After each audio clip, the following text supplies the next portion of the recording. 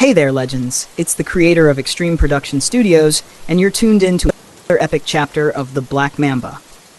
Today, we're diving into Chapter 5, Operation Black Mamba.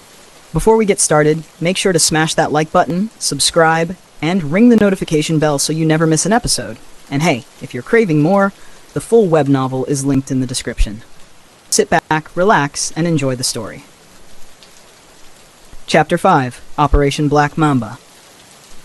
The fluorescent lights dimmed, casting long shadows over the room as a hologram flickered to life above the metal table. Thorax, his squad, the general, and the prime minister of the planet, Mr. Zalcom, sat in silence, their faces illuminated by the blue glow. This operation is straightforward, Mr. Zalcom began, his tone clipped. We've received intel that Avatrow is hiding in a massive, artificial cave on an exoplanet designated VDL-38. The general stepped forward. The Black Mamba is reportedly in that same cave, alongside Avatrow. Thorax leaned back in his chair, unimpressed. And what exactly do you want us to do? Destroy the thing? No, Mr. Zalcom replied, folding his hands as he leaned over the table. I want you to destroy the entire cave. A tense silence settled over the group. Ruko's brow furrowed. But wouldn't that set off the Black Mamba?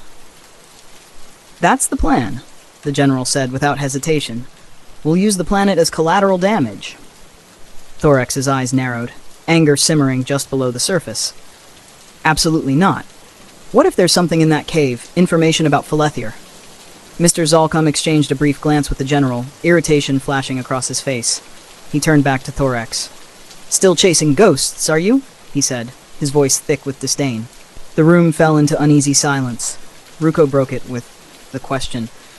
Why not send the military? This sounds like a job for them. Too many eyes, the general responded flatly. We can't risk the exposure. Mr. Zalcom scanned the room. Any more questions? The room remained quiet. With a nod, the Prime Minister dismissed the meeting. The hologram fizzled out, and the fluorescent lights hummed back on as everyone began to file out. Thorax stayed behind, his gaze locked on the general. Just before the man could leave, Thorax grabbed his arm with a grip like iron. I better get the information I need about Philethier, Thorax warned, his voice low and dangerous. Or else. He shoved the general's arm away and walked out without another word. Chapter 6, Katyusha Vulpin II. A quiet, dark night hung heavily over the farm, with only the faint rustling of wheat disturbed by distant footsteps. The marching grew louder until PTZU. A silent tracer cut across the field. Another shot, and then a third, illuminating a squadron of soldiers scattering into position. Fire! Shouted the captain, shattering the silence. In an instant, the farm transformed into a brutal battlefield as lasers sliced through the darkness, and artillery shells exploded left and right. The captain's voice thundered over the chaos. This is it, our final fight, our last push. Tonight, our hatred for one another vanishes, and the common enemy becomes our only enemy. This is where it ends. Or begins.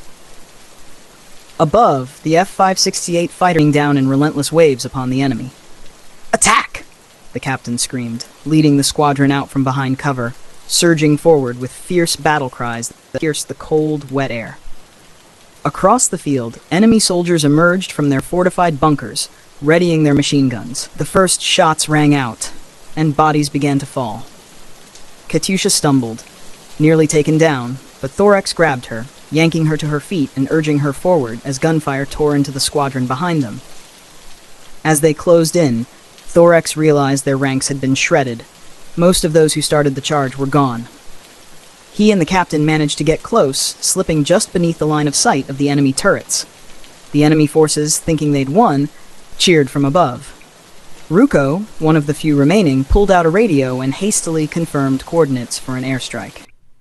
Moments later, the A-826 bombers screamed through the clouds.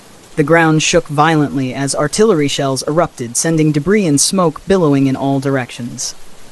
Ruko made a desperate move to break for cover, but Thorax held him back, shouting, "You won't make it!"